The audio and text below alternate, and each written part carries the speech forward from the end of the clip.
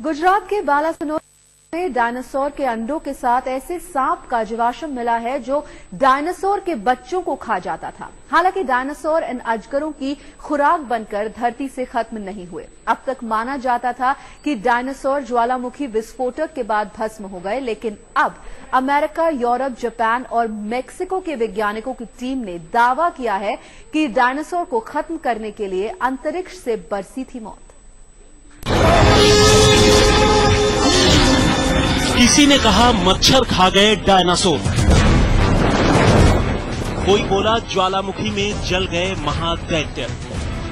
अब वैज्ञानिकों ने किया है नया दावा, अंतरिक्ष से आई डायनासोर की मौत। अब से करीब 6.5 करोड़ साल पहले तक धरती पर इसी तरह के डायनासोर का राज था। उससे पहले करीब 1.5 करोड़ साल तक धरती इसी महादैत्य की धमक से दहलती रही। फिर अचानक डायनासोर की नस्ल कैसे खत्म हो गई, ये राज अब तक अनसुलझा ही था। अलग अलग वैज्ञानिक डायनासोर का वजूद खत्म होने के बारे में अलग अलग वजह गिनाते रहे, लेकिन अब पहली बार अमेरिका, यूरोप, कनाडा, मेक्सिको और जापान के वैज्ञानिकों की टीम ने दावा किया है कि धरती से डायनासोर का नामो निशान मिटाने वाली बला अंतरिक्ष से आई थी।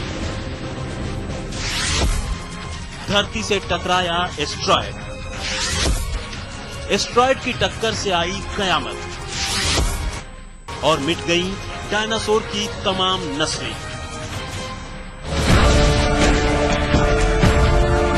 डायनासोर के खत्म होने की वजह का पता लगाने के लिए वैज्ञानिकों की टीम ने 20 साल तक शोध किया। अब विज्ञान पत्रिका साइंस में इस शोध का ब्यौरा छपा है, जिसमें दावा किया गया है करीब 6.5 करोड़ साल पहले धरती से एक एस्ट्रॉइड टकराया। इस एस्ट्रॉइड का व्यास करीब 15 किलोमीटर था। धरती पर एस्ट्रॉइड की टक्कर का केंद्र बना मेक्सिको।